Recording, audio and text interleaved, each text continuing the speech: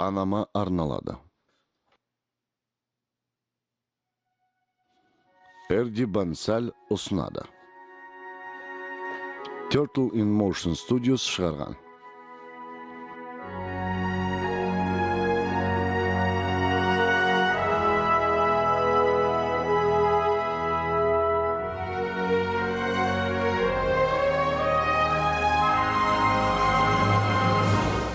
Алыс сапар. Дара мүйізді іздегенде.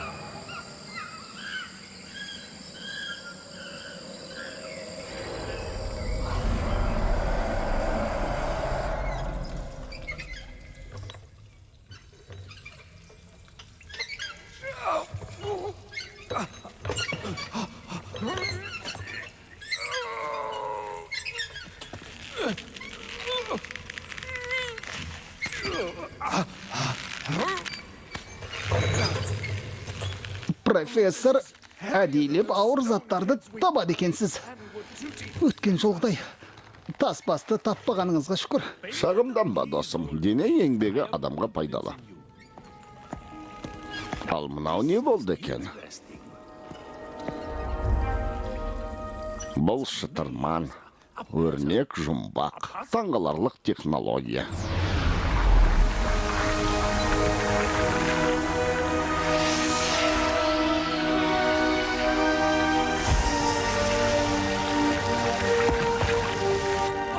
Тамаша технология. Байқаңыз, профессор, мұндай жерде тұзақ көп болады. Профессор!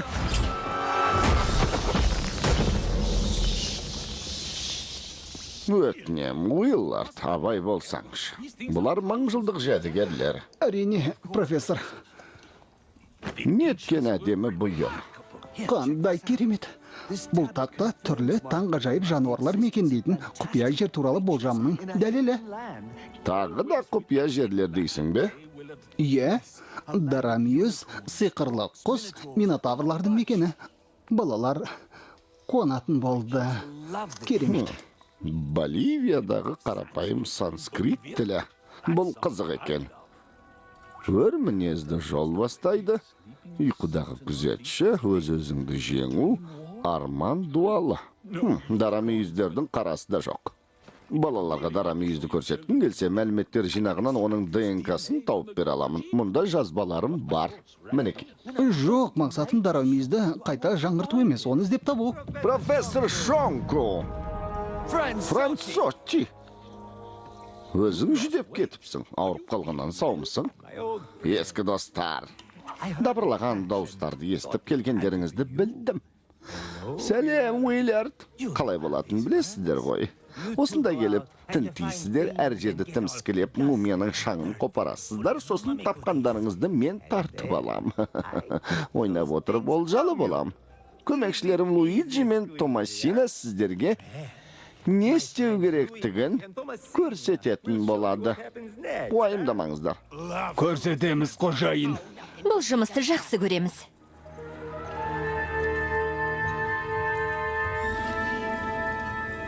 Мына жер биіктеу, құласақ мылжа-мылжам шығады. Құрыдық деген осы. Бәрі дайын. Францотти. Ғибадатхананы тонама, Францотти, бұл құнды жәдігерлер. Әр нәрсенің өз құны бар. Ұйықтарда кітап оқығыңыз келмей ме, Францотти мырза? Бұл профессор Шонкудың күнделігі ғой. Өте құнды нәрсе. Мұның қасында да Винчидің күнделігі ескінің қалдығы болуға да жарамайды. Алғашқы беттердегі өнер табысыңды пайдаланып, байып кетем. Қуанып тұрғаным-ай. Кешіріңіздер, мен кетейін. Мені екі нәрсе күтіп тұр. Атақ, даңқ пен байлық. Иә, мәссаған. Құдай-ай.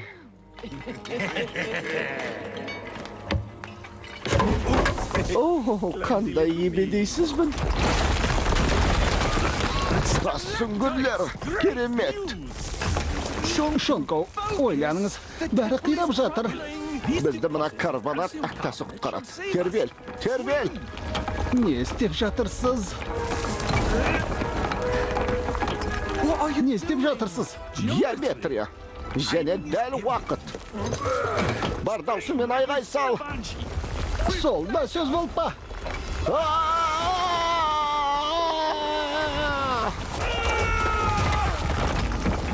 Тез кетуіміз керек. Сізді қуып жетем. Шықтық. Уиллард! Тамаша, тасты сақтап қалдым. Тезірек ұшайық, досым.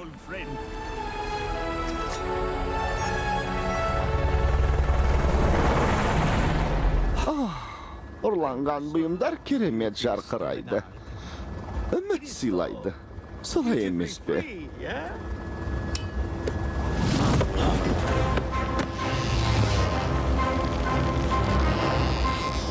Шонку, сен мықты қарсылассың. Қоймайды екенсің. Сізге көмектесейін. Тарт, тізеңді бүгіп тұр. Томасина, саған несіне ақша төлеп жүрмін?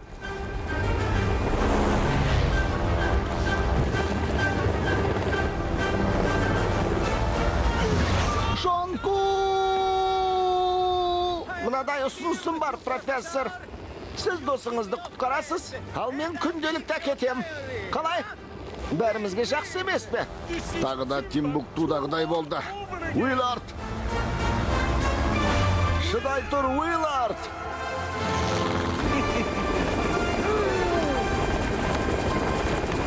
Уиллард!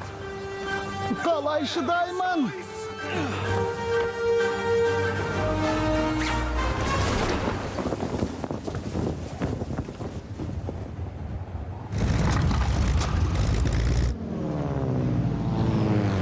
Ұшақ!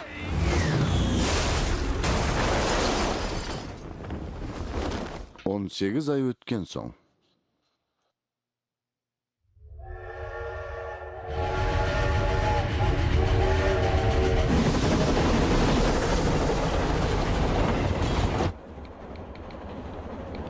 Мелоди, поездың вагон рестораны маған қатынады. Сондай керемет. Зауқым жоқ. Ниетіне рахмет. Әзірге бәрі жақсы. Бәрі. Кімге жазып отырсың? Әжемізге. Бізді жалғыз жіберген сайын уайымдайтын білесің ғой. Профессорға бара жатсақ та сүйет. Профессор әкемізді табуға көмектесе ме? Екеуі жандос. Бізге сол ғана көмектесе алады. Әжем сәттілік тілеп жатыр.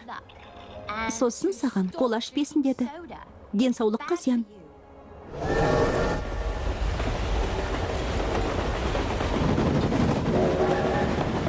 жетейін деп қалдық. Коладан тағы құйып алайын.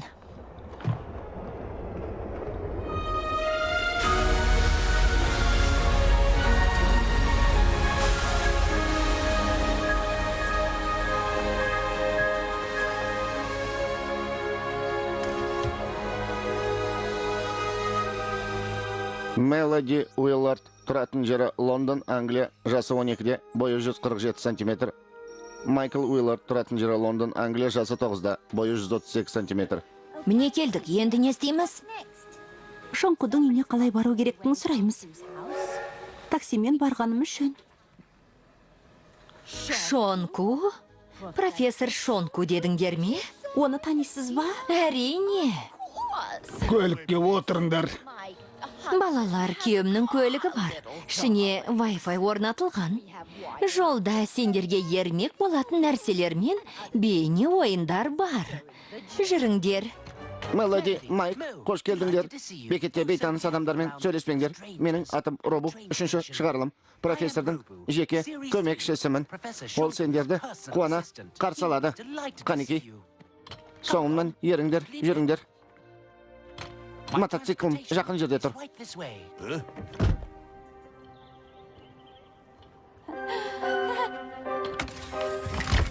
Сонымен кеттік пе?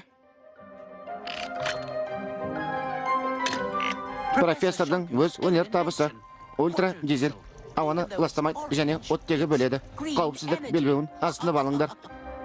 Әлі дұрыс жүргізе алмаймын.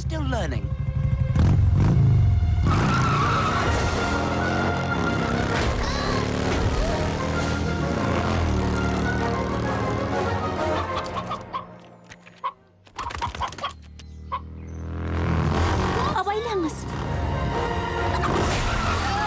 Әлі алыс па? Абайла!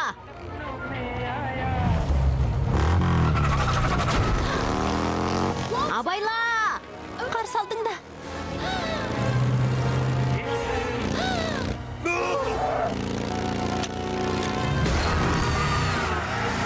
Жоқ!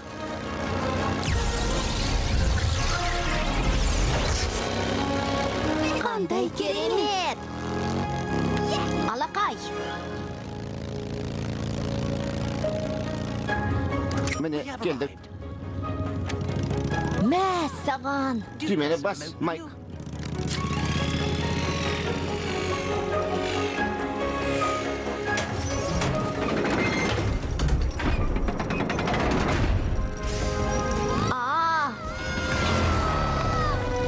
Мә саған!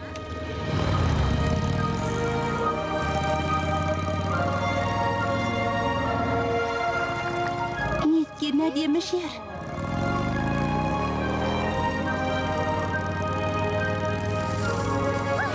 Керемет!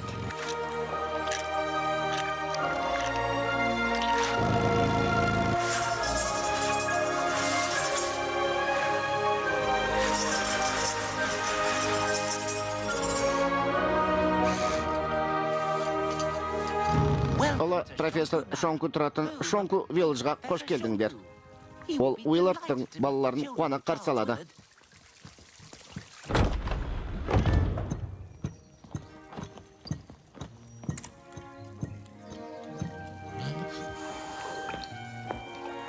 Мырза, мен сізге көмекші тауып келдің бе? Осыны көп күттім, Робу. Оларды зертханаға ертіп апар. Неғып ауыздарыңызды ашып тұрсыңдар? Қазір шыбын кіріп кетеді. Әлде шыбын аулап жүрсіңдер ме?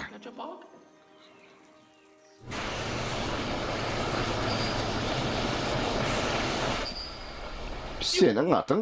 Майк, біз бір жұмыспен келдік. Қоя тұр, Майк. Міне мынаны ал. Дайын болыңдар.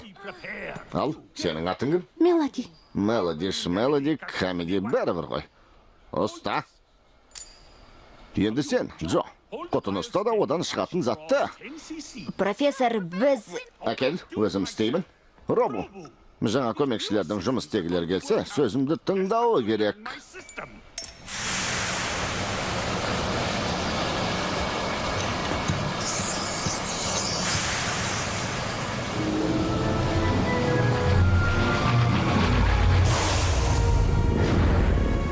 Мұндайда жануар болады екен. Мүйіз тұмсықты зубыр пони. Бұл дара мүйіз ғой.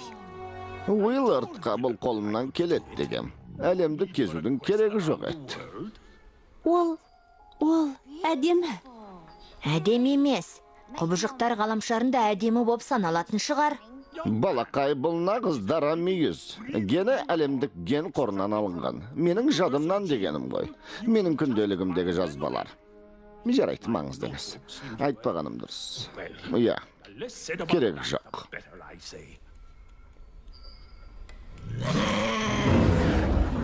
Ньютон, әдеп сақтасаңшы. Мысықтар сыпайылықты білмейтін сияқты. Дәл солай, мырза. Профессор, біз жаңа көмекшілеріңіз емеспіз.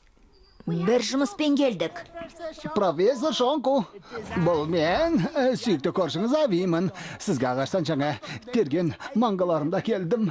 Сәлем. Өзімнің ғажайып бағымда өскен. Бұл қандай пони? Ой! Понидың көрімі мүйіз тұмсыққа ұқсайды екен ғой. Қабая маңғаларым езіліп кететін болды ғой. Қап, езіліп кететін болды. Қарашы, Робу, керемет. Уиллард қатты таңғалар еді. Иә? Ғылымда бәріміз құрметтейміз, мырза. Шаңсорғышты әкелейін бе? Мырза, профессор Шонку. Айтуға рұқсат па? Біз әкеміз үшін келдік. Тұра тұрыңдар. Майк? Хармони? Мелоди. Иә, әрине, Уиллардтың балаларысыңдар ғой. Тамаша, Робу, маған неге айтпағансың? Мырза, айтайын дегенмін, бірақ қазір лимонад әзірлеп дәлізге шығамыз. Қымбатты досым туралы айтып бересіңдер. Оның жағдайы қалай екен? Ол жоғалып кетті. Сізге сол үшін келдік.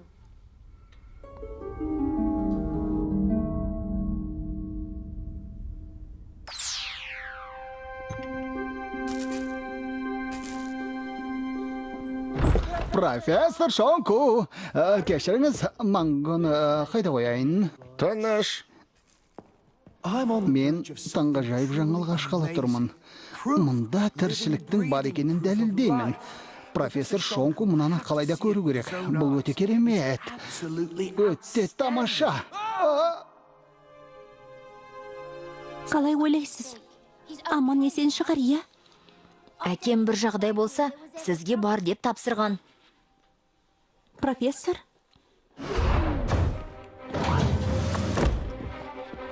Иә, Боригар, ұшақты шығарып, алаңды тазарт. Ауыздарыңды ашып тұра бермеңдер.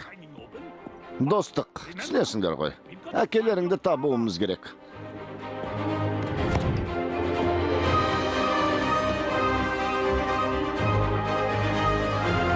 Мелоди, Майк. Профессор Шонку. Профессор Шонку.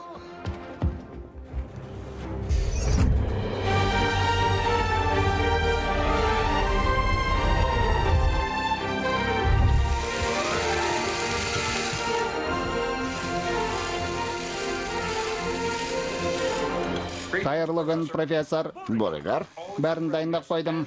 ұшаққа отырыңдар. Дара мүйіздің тамағын беруді ұмытпаңдар. Тоқта, Мелоди, қолы боста дара мүйіз өсіретін. Есінен адасқан кәрі адамға сенеміз бе? Оның соңынан қалай ереміз? Әкем үшін акулаға мініп, жыртқыш балықтар бар өзенді кесіп өте алам. Жарайды. Бірақ жүзу керек болса, әуелі сен жүзесің.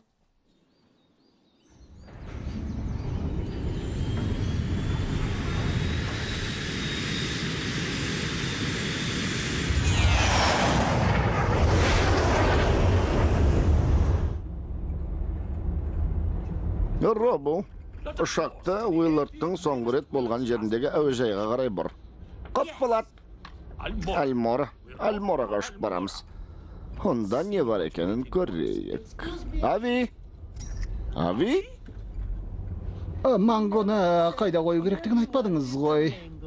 Сен де Альмораға шатын сияқтысың. Альмора. Олар көріне ме, Робу?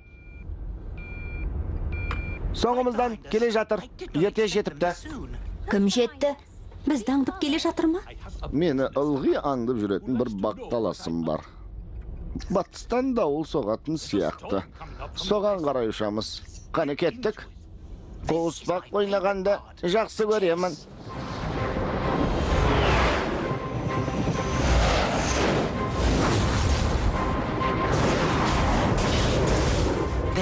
Олар соңымыздан дауылға қарай ұшып келеді. Франсотти ақшасын шашайын деген екен ғой.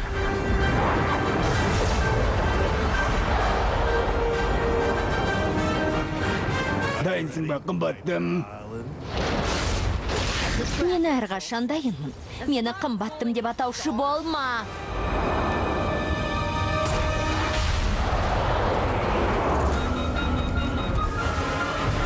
Кешірім өтінемін.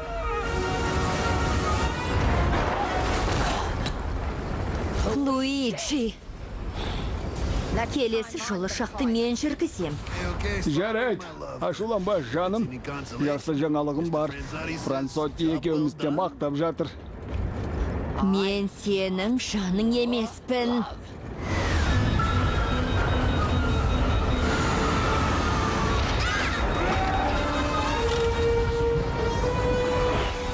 Робо, қозғалтқышты қос.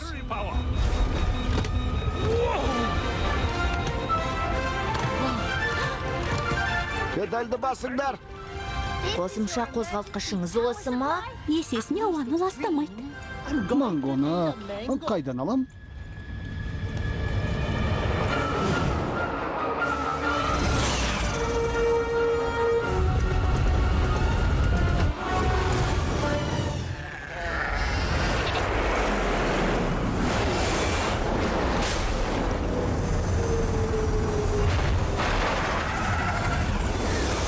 Робо, қандай ақылдысың. Тамаша жұмыс. Жайлы қондық дей алам. Я? Ай, Манго мезіліп кеткен шығар. Жағармайды толықтырып, қозғалтқышты тексер. Жарай ма, Робо? Құп болады. Гармони? Мелоди. Майк екеуің авидің қасында қалыңдар. Менің асығыс жұмысым бар. Жақсы. Жақсы. Асықпаңдар. Мұнда жұмыс көп. Денесі табылды ма? Жоқ, бар осы профессор. Бұларды таудан көшпелілер тауып алған. Чарльз Уиллард мырзаның көз жұмғаны онсыз да түсінікті. Онымен жеке таныстығыңыз бар ма, капитан? Жоқ, мырза, танысқан емеспін. Уиллард досым археолог. Жұмбақ жасырғанды ұнатады. Ол әлі тірі, капитан. Оны іздеп табам. Қарай көресін. Тура сайқымазақ сияқты. Көрдің бе? Бірақ маймыл сияқты тістейді. Тісі де өткір. Көп сөйлейді екенсің, Хармони. Ей, әкел бері. Қызық, ойнақысы келіп тұр. Қайда қойын? Ұры екен ғой.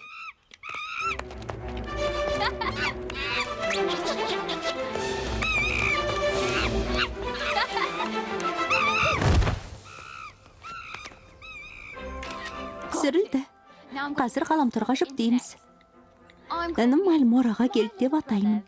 6 адам пікір жазып, үлгерді. Қара. 7-шісі жазды. 8-ші, 9-ші. Бәріне ұнап жатыр. Оны қайтесің. Плеерімді қайтарып алуыма көмектес.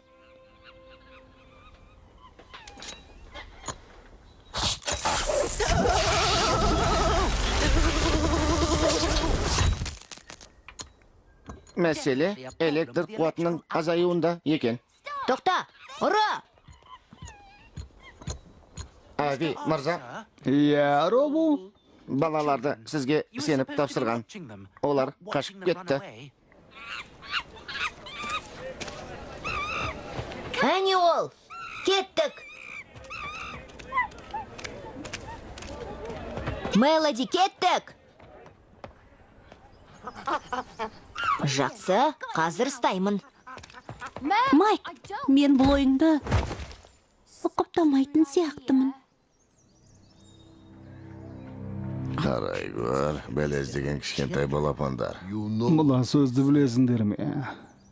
Бәлез деген буйвол тұтылады. Мысық, бәлез деген мысық тұтылады. Мысық ба, бой болма бәрбір емес пе? Тұйық көшеде танысқанымызға қуаныштымыз. Жүр, Майк, кетуіміз керек. Атанамыз уайымдаса, оғата бастайды. Солай ғой. Я, дәл солай.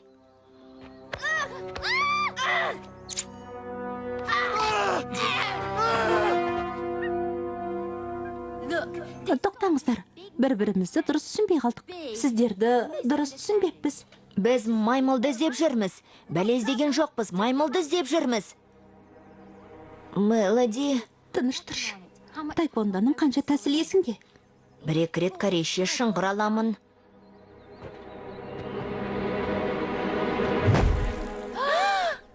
Мұнда не болып жатыр? Бұған араласушы болма, алпамса. Менің атым Маркович. Шаруамызға араласпа. Маймыл плеерімді ұрлап кетті. Соны қайтарып алмақшымыз. Бұл рас болса балаға затын қайтарыңдар қане. Біз ескерттік. Басын кес. Көп болады.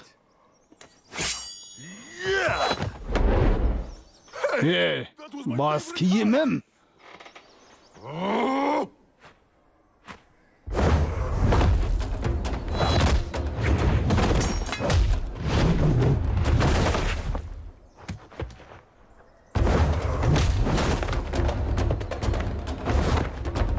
Төбелесуді жиенім Ларкович үйреткен. Өкіздермен алыстық.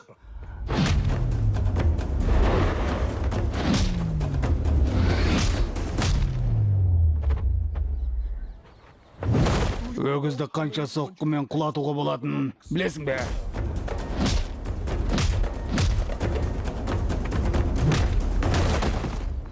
Өзі мықты екен. Екеуің не ойластырып тұрсыңдар? Әрине рахмет. Олар қашып барады. Балалардан аулақ жүріңдер. Маған да үйретіңізші.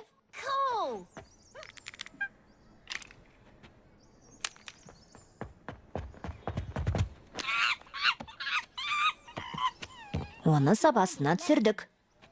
Рахмет, Маркович мырза. Ай, мәссаған, қалай тірісіңдер ме? Мен бәрінен қорғалған сияқтымын ғой. Біздің жағдай жақсы. Семсер.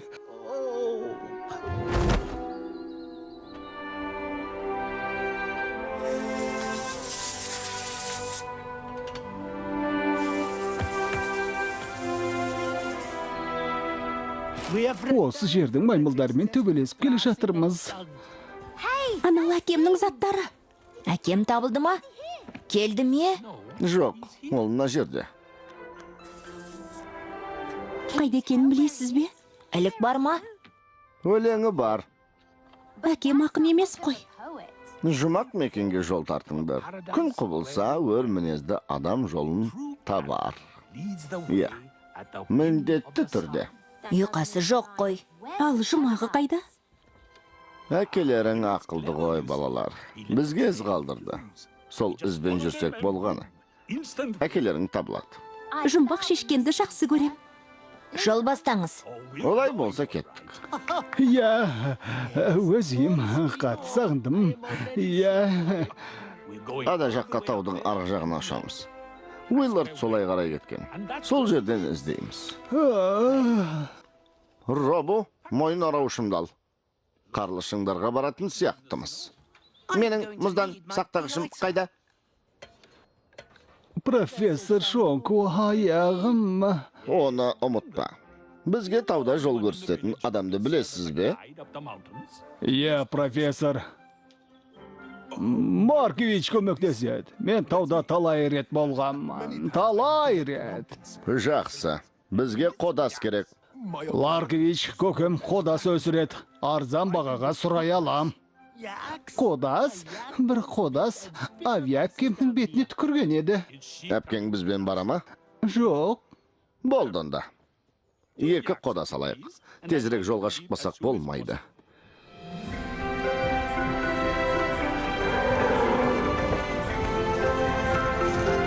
Кеттік, достар. Бізді Уиллард күтіп тұр.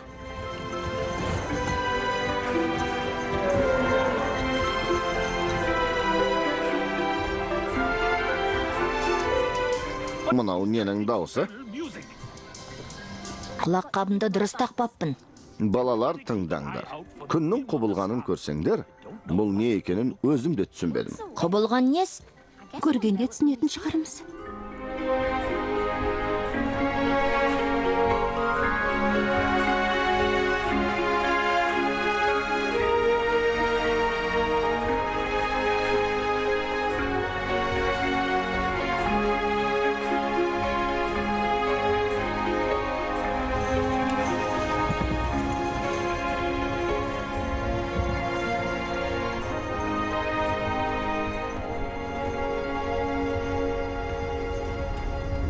Мырза, алыстан гуіл естіледі. Иә, кешірім өтінем. Асқазаным ауыратын еді. Әлденіп алғым кеп тұр. Ей, мына гуілдің авиге қатысы жоқ. Қатысы бар. Асқазаныма тамақ түссе. Ол гүлді айтты. Ана жақтан естілді. Тыныш, шуламаңдар. Аздаған қимылдың өзінен. Қар көшкіні!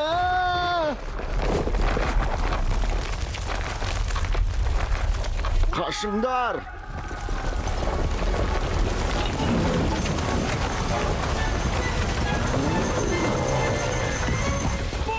Майк, Хармони! Мелоди! Бәрібір ғой, қашайық! Мелоди, Майк!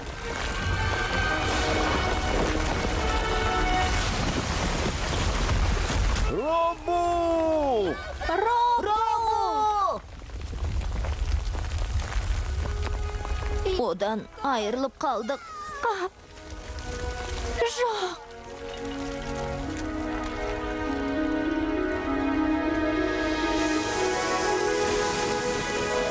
Болды, жыламаңдар, мен тірімін. Мұздан сақтағышымды қостым. Робу, есімізді шығартың ғой. Мені құшақтамаңдар, күйіп қаласыңдар. Қазір ып-ыстық болып тұрмын.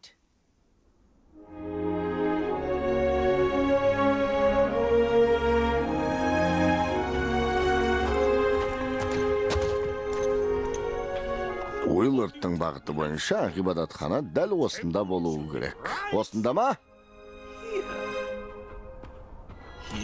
Осында ғой. Болуы керек. Ғибадатханалар өз-өзінен жоғалып кетпейтін шығар. Дұрыс айтып тұрмын ғой. Олар жоғалып кетпейді. Көріп тұрсыңдар ғой. Ғибадатхана жоқ. Мүмкін оны келімсектер алып кеткен болар. Оларды келімсектер салған жоқ па? Спутник режиміне ауыстырыңыз. Ауыстырайын деп тұрмын. Күннің құбылуы. Құбылу. Күннің құбылуы. Түсіндім. Нені түсіндіңіз, профессор? Тыныш, шатыр тігетін жер табылды, Хармони. Мелоди, таудың төбесіне шатыр тігеміз бе? Үсімейміз бе? Құламаймыз ба? Ештеңе жоқ. Мүмкін мына жерде шығар. Жоқ. Онда ана жерде? Жоқ. Міне. Жоқ. Аха, міне таптым. Жер астында ұйықтаймыз. Бір кезде Уиллард та солай істеген. Құпия жол. Төменде не бар? Келімсектер! Ави! Ави! Ави! Ави! Ави! Ави! Ави! Үңгірдің түбіндемін, баспалдақ керек. Баспалдақ. Роби, бізге шамың керек. Тірәмін, тек құлап түстім. Жарық көрінді. Бұл сіз бе, профессор?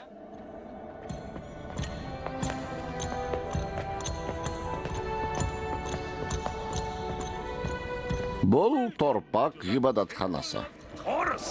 Мә, саған құпия жол деп осын айт. Керемет. Қандай әдемі. Керемет.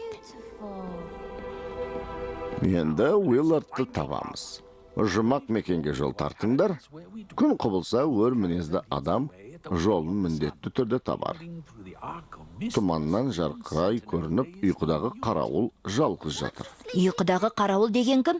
Ол істей ме? Бұл күзетші деген сөз. Күзетші, сонда нені күзетеді? Жарайды, топқа бөлініп, әлгі күзетшіні іздейік. Мұнда Уиллардтың хаты бар. Қарт тышқандарынан сақтаныңдар. Кеңесіне рахмет. Достар, қарт тышқандарынан сақтаныңдар. Ави, оларды тапқан сияқты. Жарғанаттар, жарғанаттар. Қазір барам, Ави.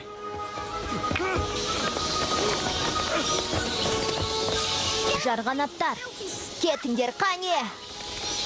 Байқаңдар тістеп алмасын.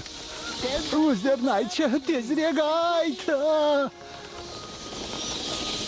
Сонымен, Робу, кешкі асқа не жейміз? Қайырлы түн, кездескенше. Жақсы ұйықтаңыздар. Қайырлы түн.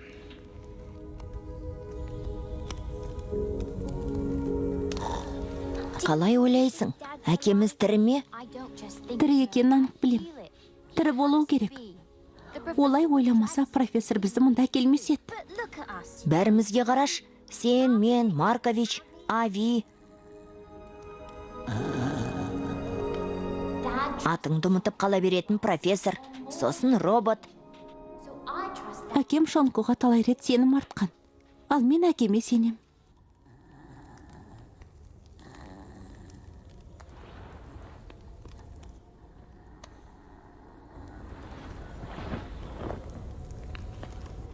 Ерте тұрыпсың ғой.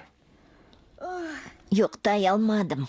Бие шақты ма? Төсегінен қандала шықты ма? Әлде үңгірдің киес тұрды ма? Әлде Авидің келімсектері түсіңе кірді ме? Жоқ, әкемді ойладым. Бірде Уиллард екеуміз акула тісі шығанағының түбінен қарақшылардың қазынасын іздедік. Сол жердегі құмнан 18 ғасырдың тиынын көрдім. Тиынға қарап тұрғанымда, ту сыртымнан үлкен аузы арандай акула тап берді. Жағы мынадай. Қалай құтылдыңыз? Әкем құтқарды. Ол жүзіп келіп акуланың тұмсығынан бір ұрды. Оны жүзбе қанаттан ұстап, қалың балдырдың ішіне сүйрей жөнелді. Сосын не болды? Әкең мықтады.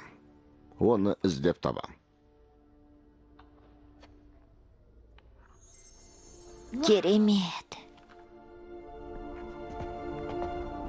Күн шығып келеді. Мұнда таң ерте атады екен. Дер кезінде атты. Ғибадатхана күн сәулесі үшін немесе күн сәулесін ұстау үшін салынған болар. Әрине. Тамаша.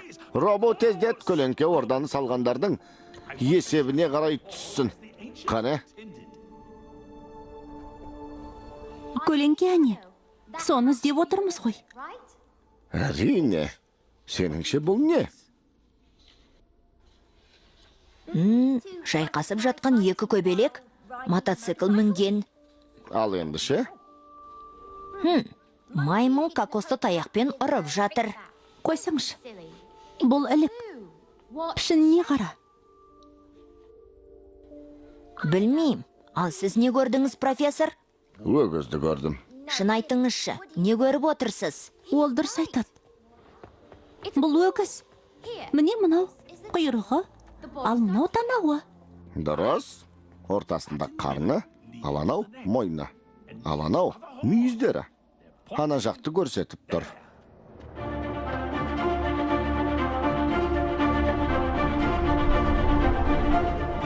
Не іздеп жатырмыз? Ұйқыдағы адамды. Анау қарауыл ғой. Әкем дұрыс айтыпты. Уиллард бұрыннан ақылды болатын. Ана жолмен барайық. Робу!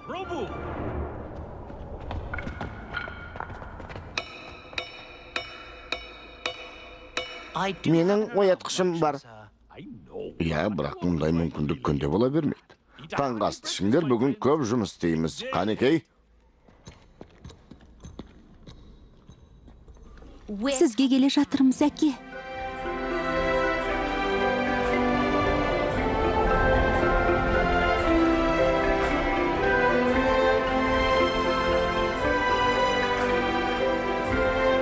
Қане, достар, түскі асқа дейін өзенге жетіп алайық.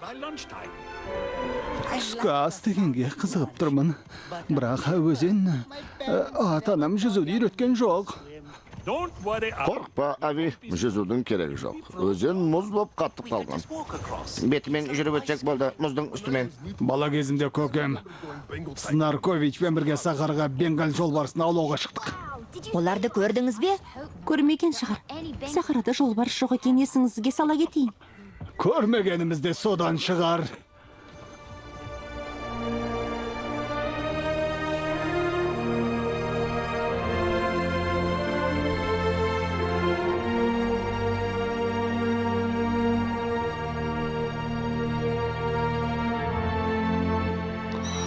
Алатай! Өзеннің үстімен жүріп келеміз.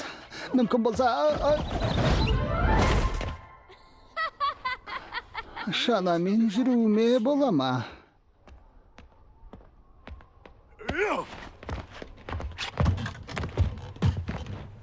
Өзеннен өтсек сосын не болады? Жазбада жолдан шықсақ, тез жететініміз айтылған. Осында келгенде жолға түсеміз. Жолдан шығуға болмайды. Солай ма, Маркович? Сен сияқты әумесер қызықты оқиғадан неге қашады екен? Мәселе менде емес. Мен балаларды ойлап тұрмын, түсінесіз бе? Оларды қорғай алмасаңыз, өзіңізді ұятқа қаласыз ғой, профессор. Жарайды, солайық болсын. Марковичтің айтқанын істейміз. Шанаға отырайық. Байқаңдар.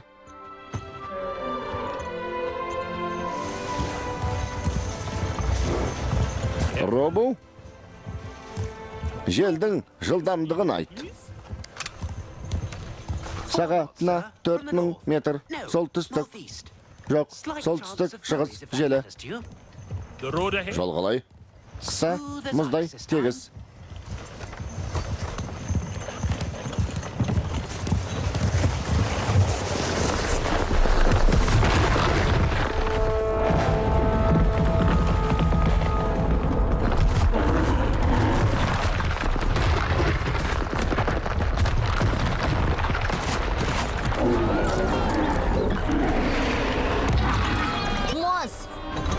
Мұз жарылып жатыр. Қодастар.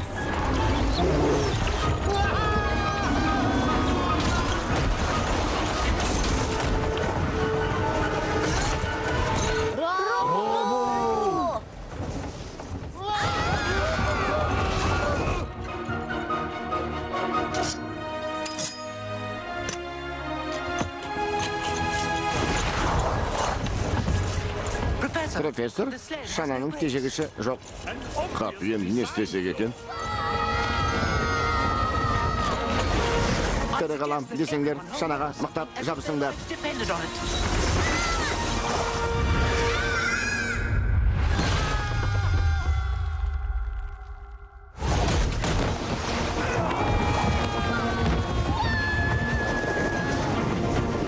Мұны неге ұқсаттыңдар? Йосемити өзенінде ағып кеткен кезіңізге. Я, ол өзен біткен жерде не болды? Сарқырама болған сияқты, мырза. Сосын жыра болды. Дұрыс айтасың. Мықтап отырыңдар. Қазір мынаны көреміз. Ай, маған бірдеге жабысып қалды.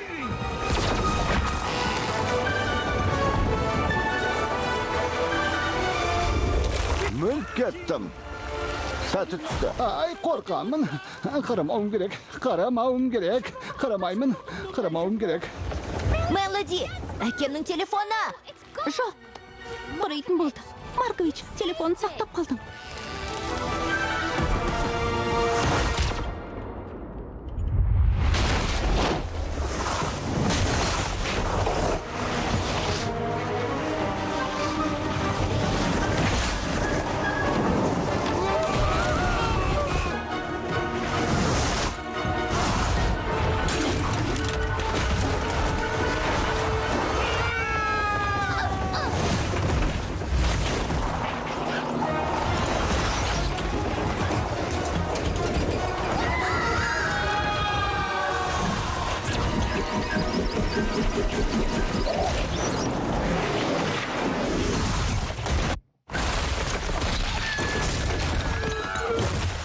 есеңгіреп қалдым. Қимылдама, Ави. Есіңе сақтап ал, Робу. Жаңа шанаға тежегіш орнату керек. Құт болады, мырза. Жақсы жаңалығым бар, достар. Біз 4 күндік жолды оттық.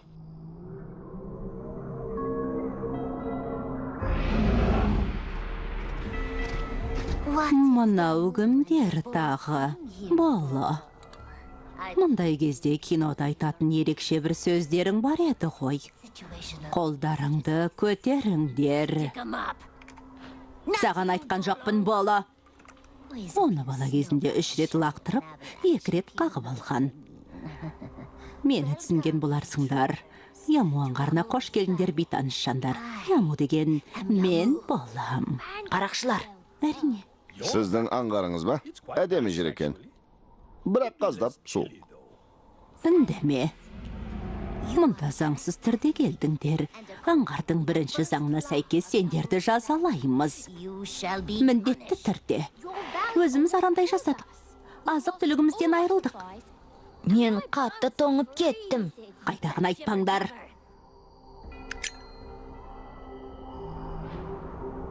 Үкімді тез шығарам және аямаймын. Дамақылдың семсері сияқтымын. Бірақ жаным ашығаннан бір мүмкіндік берем. Үйлеріңе қайта беріңдер.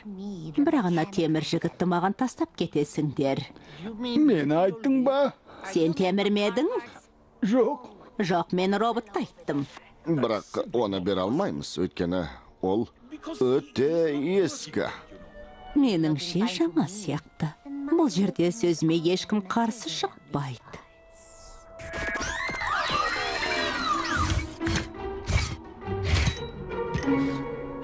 Оның аты Робу. Оған ишарат тілін үйреттім. Әлі біраз өңдеуім керек. Ол не айтып тұр? Майы таусылды ма? Жоқ, маған не істеу керектігін айтып жатқан сияқты.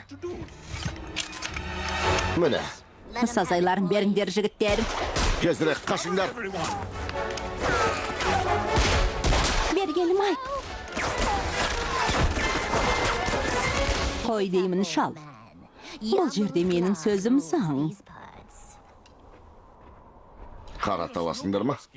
Я? Ярайт, Яму. Менен әлде қайда ақылдысың, бірақ мен балаларды ойлауым керек. Енді сендердің кезектерің. Алақай. Дөт дейді. Олар құлаған жоқ. Бұл қандай қару өзі? Оны Шонкудың қаруы деп атадым. Бұлай қауіпсіз сияқты, бірақ ұшында сұмдық деп аталатын өнер табысым бар. Уиллард екеуміз Лимпоподан тауып алған өсімдіктің сығындысы. Тамаша ғой. Бұл ұйықтататын дәрме? Түбінде ұйықтатады, бірақ басында олар қатты қорқатын болады. Қызық болсын.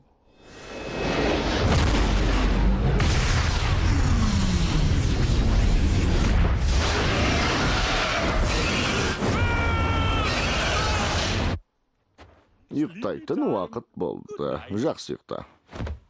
Ұйықтай ғой. Жігіттерге не істегеніңді білмеймін.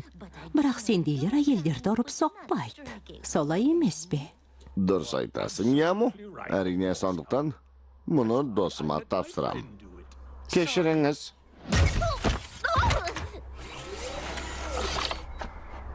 Бірақ рет сұраймын, Яму. Сағатты қайдан алдың? Нені меңзеп тұрсың? Оны мен ұрайыншы.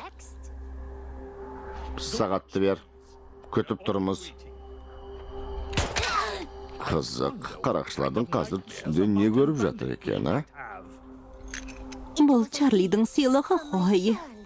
Чарлидің бе? Чарльз Уиллардтың ба? Иә, әрине. Оны танисыңдар ма? Ол өте жақсы адам ғой. Не дейді? О, сөзді қойыңдаршы, өтінемін. Сізде тамақ бар ма, баскесер тәте? Ешкім қарсы болмайтын шығар, аштықтан ішегім бір алып кетті менің.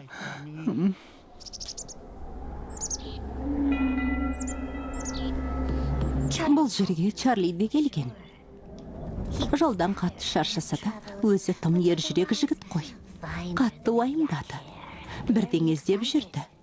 Арман дуалы дегендей болды. Тартымды жігіт.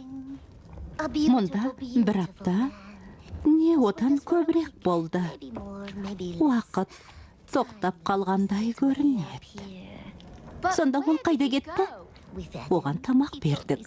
Маған балаларының басынан өткен қызықтарды айтты. Сіз туралы айтты, профессор Шонку. Әкемізге не болды? Әпкем екеуміз оны іздеп жүрміз. Бұл сағатта әкелерің сыйлады.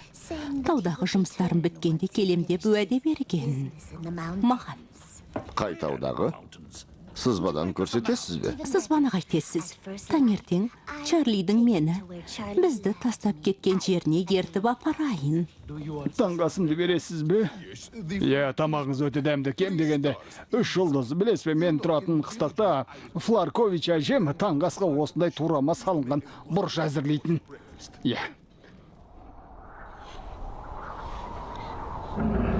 Осы жерде қоштасқанбыз.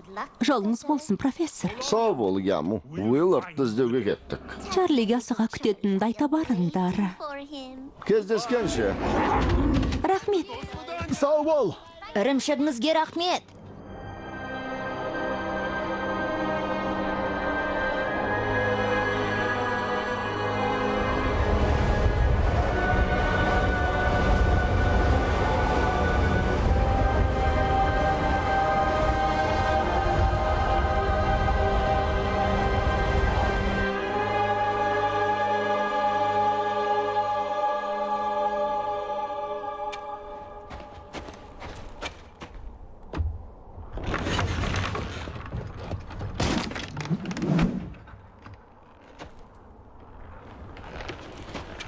Сұмдық, басқа не дейін? Әкем бұл жерден қалай өткен? Оңай. Көзін жұмып өте шыққан. Кім бірінші өтеді? Мен өтпейм, соны анық білем. Мен өтем. Үрей дегенге үйреніп кеткем. Жоқ, мен барайын. Мен кішімін. Салмағым да аз. Қайдағын айтпа. Мен өтем. Болыңыздар. Сіздер кім өтеді деп тұрғанда мен әкеме жетейін деп қалдым. Қараңдар. Хармони! Мелоди, бәрі жақсы. Тек көпір... Құлап қалма!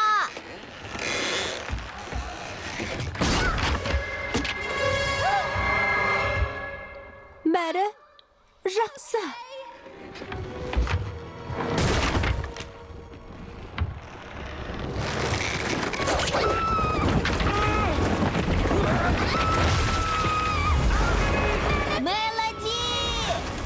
Хармони! Өтінем қимылдама. Қазір сені шығарып алам. Ұстауға тырыс, тақтайларға жабыс!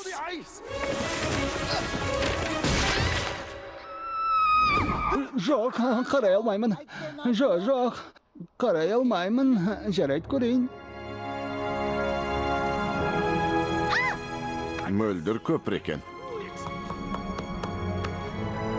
Бұл мұз емес. Хрусталь шығар. Таза хрусталь. Профессор. Мұнда есік бар сияқты.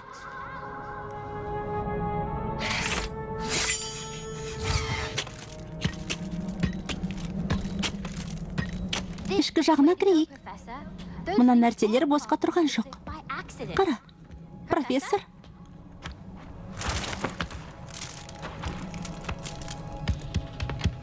Осы жерде болу керек. Нені айтасыз? Айналаңа қара. Көпір қайда апарады? Құпия есікке. Қызық болды, солай ма? Сондықтан әкең екеуміз біз... Таптым. Ол не болды? Ештеңе емес. Сен көрші. Қане.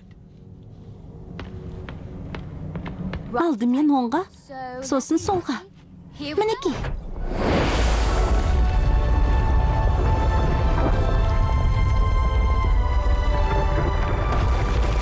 Тезірек бер келіңдер. Мына жаққа өтеміз. Кеттік.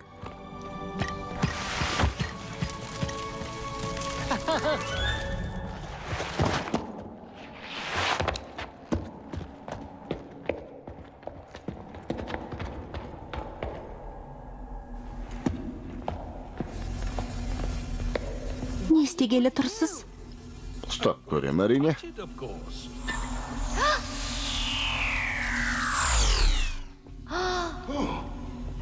Әке? Осындасыз ба? Жауап беріңіз. Мына жерді көр, ал мен ана жақты қарайын. Бірдеңе тапсам айғайлаймын.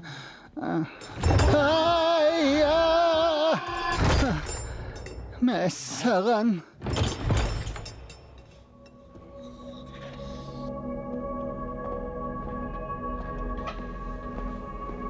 Неткен керемет жер. Ғибадатхананы жақсылап салған екен. Тамаша. Ол Даян Сутрум. Шу жайлы трактат. Сен санскриттің тілін білесің бе? Иә, бізге әкем үйретті. Бұл мектептегі қыздарға ерсі көрінеді. Ең маңыздысы, бұлттардың ішімен ұшатын манақтар арман дуалынан өтеді. Дуал арқылы. Уэллар тосында болған. Бұл керемет қой, Мелоди. Бұл олардың кітаптары емес. Бұл зертхана. Мұнда түрлі нәрселерді ойлап тапқан. Түрлі нәрселер ғылымға қатысы жоқ сияқты. Есесіне мұнда көрінбеудің, шыдамды болудың формулалары, сондай-ақ инмун антигравитациялық формуласы бар. Парақтарын ақтара бер, суретке түсірейін. Күнделігімді толықтырамын. Түк таппадым. Әкем еш жерде жоқ. Тоңазытқышта жоқ екен, жейтін ештеңе жоқ. Не жетіспей тұрғанын білесің бе? Гамбургер. Ал мен үйге қайтқым кеп тұр. Үйде тамақ бар. Мюсли жейсің бе? О, жеймін.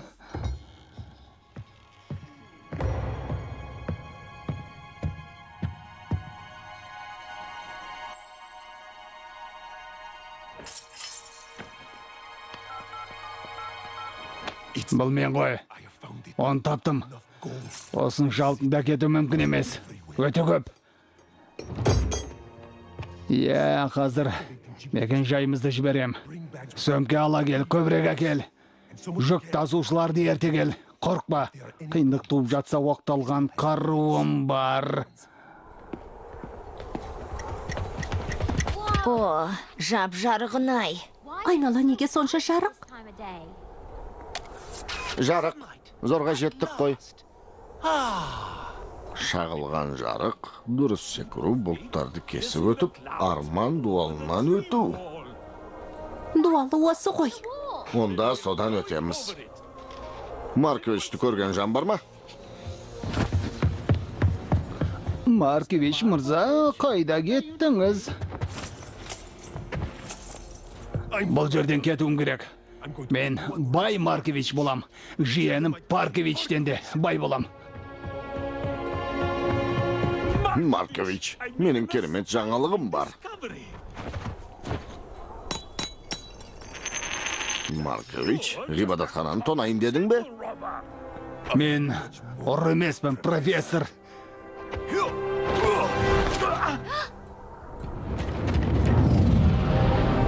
Сіздерді атып кетем деп ойлаған, бірақ мына етікті тапқан соң. Әрине, Мунк. Жолыңыз болсын, профессор. Маркович үйіне кетеді. Профессор, жүйрік етіктің бірнешеуін таптым мінекей. Секіру керек. Дұрыс секіру керек. Мелоди! Секірген кесе, етікті ки, Майк. Әкем осы маңда. Дұрыс секіру, профессор. Дәл мен сияқты екен робу. Сізден жылдамырақ. Оны көрерміз. Ави? Түсінікті, енді бәріміз ұшамыз ба, сонда бұл етіктерді тауып нем бар ет десеңші? Керемет!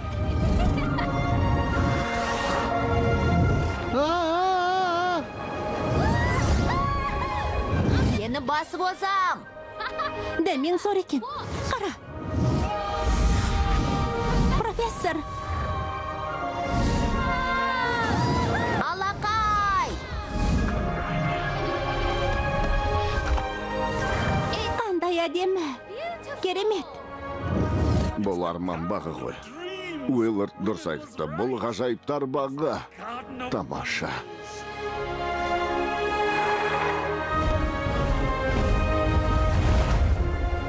Енді түшкіре беретін шығармын. Солай ма? Алақай!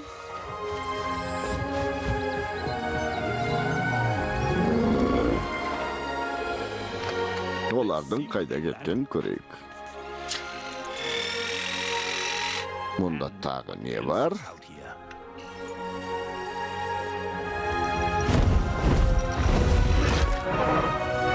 Ох, тамаша. Мәселе құрылғының өзінде. Желігі дұрыс емес. Ғажайып жер екен.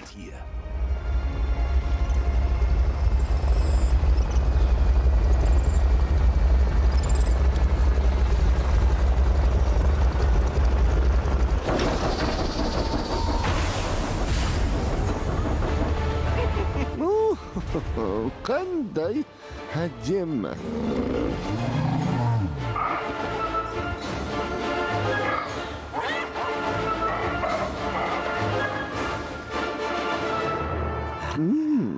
Тамаша көрініс. Мынау қып-қызыл ақша ғой. Өте көп ақша. Өсімдікті алыңдар. Жануарларды, жәндіктерді, жердегі топырақты бәрін алыңдар. Қане жігіттер, абайлаңдар. Қанекей?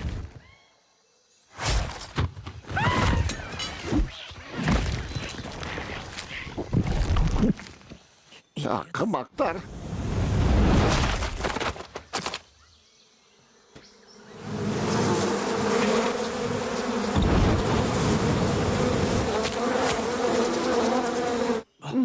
Қандай әдемі, керемет.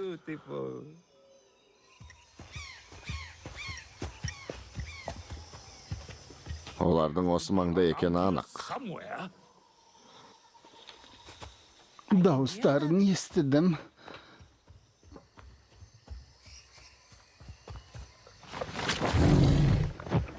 Қателеспін. Мұнда өгіз тұр. Дәу өгіз. Бұл Минотавр ғой. Қарыңдар. Ави? Қашып барам.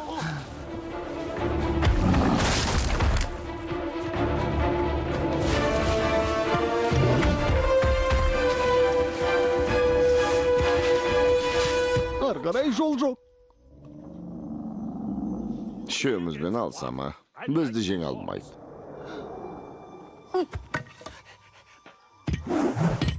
Дайындалыңдар, достар. Уиллард! Профессор, әрен келдіңіз ғой. Таптық-ау әйтеуір. Біз Минотаврды күтіп тұрғанбыз. Иә, оны қуып жібердім. Тілін білсең түсінуге болады. Менде біраз уақыт болды. Келесі жолы қиынырақ жұмбақтар таңда. Кемені көргенде келгендеріңізді білдім. Кеме? Менде кеме жоқ қой. Қандай кемені айтып тұрсың? Жоқ. Францоти! Маркович соның адам екен. Мені басынан ағалдаған екен ғой.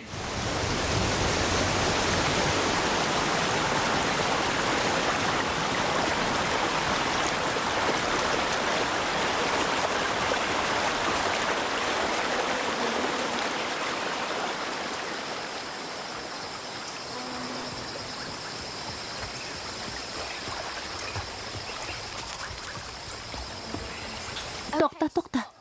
Адасып кеттік. Шын айтам. Істегің келе ме? Майк! Мелоди!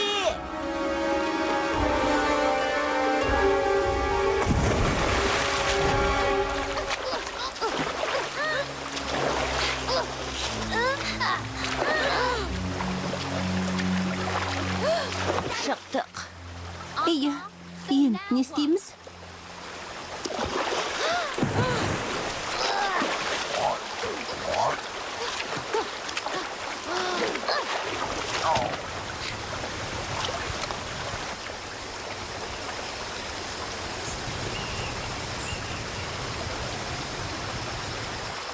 Әкеміздің жүзі үйреткені жақсы болған. Тыныш. үркүтү боласың.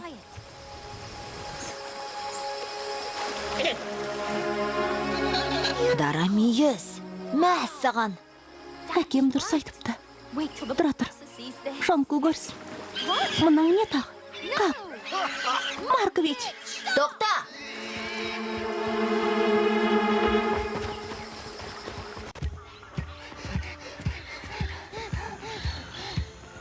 Балаларымды ертіп келгеніңіз жақсы болды. Мен оларды емес, олар мені ертіп келді.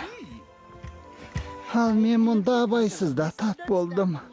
Мангоға бола келіппін ғой. Мынау сол жер, Шонку. Планшеттен көрсеткен жерім.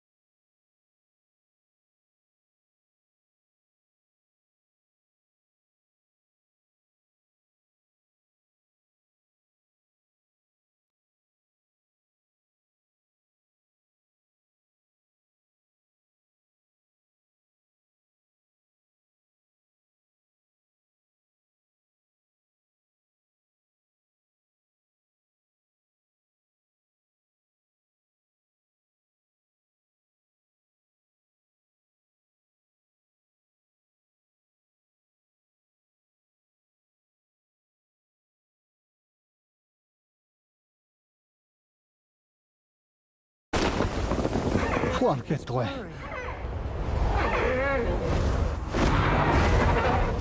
Дара мүйіз. Авинаш, Теджи, жұлдызды сәтің туды, дара мүйізді құтқарам деп қаншадам мақтан алады. Тек мен ғана солай емес пе? Әрірек тұр, Ави. Тағы біраз.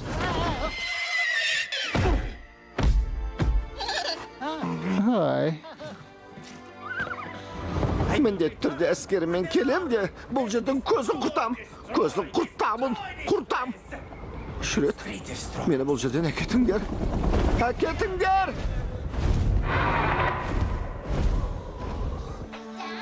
Әке! бұл жерде армандардың орындалатыны рас. Тілекеніңізді білдім. Бәрі басқаша деген оларды тыңдаған жоқпын. Әке, Сізді құшақтағым кеп тұр. Франсоти құтылып кетті. Тағы да сөйтті. Еш нәрсені әкете алмады. Және енді кел алмайды. Әке, үйге барамыз ба? Сәті түсті, керемет. Асқан байлығым болмаса да, дәулетті адам болам. Құны миллионға бағаланатын бірақ жануар бар. О!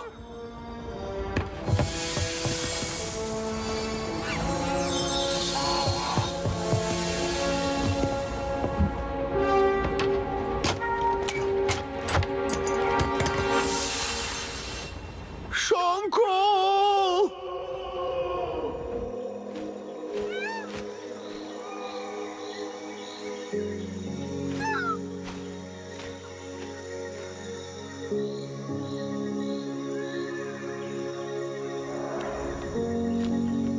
Ойлап көріңізші, профессор. Әлі қаншама жаңалық ашамыз.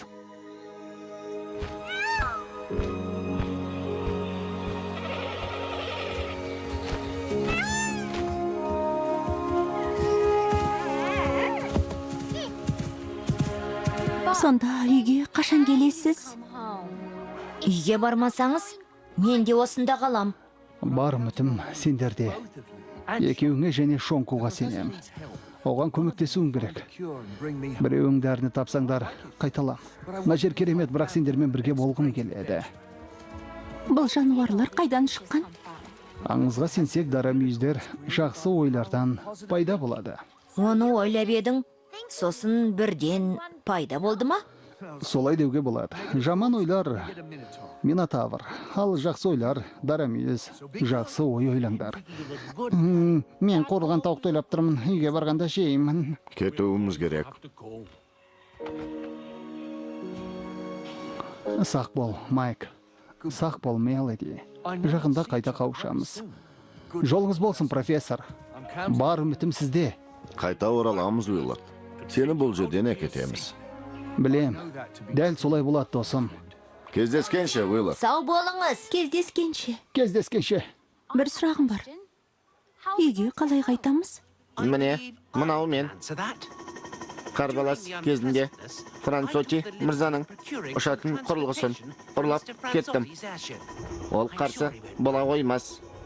Орнас, әрине. Сау болыңыз, Уиллард. Кездескенше, әке. Сау болыңыз. Жолдарың болсын.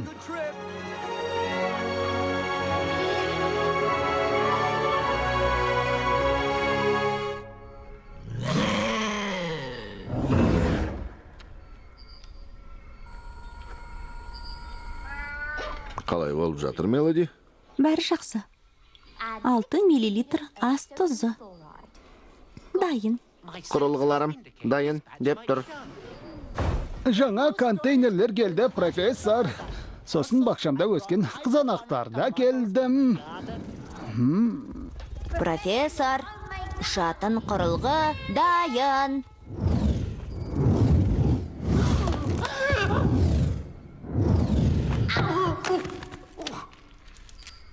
Басқару жүйесін тағы жөндеу керек.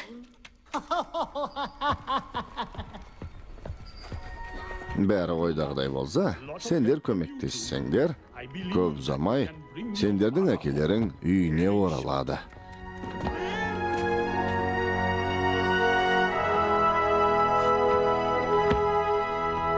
Фильм Қазақстан ұлттық телеарнасының тапсырысы бойынша аударылып дыбысталған.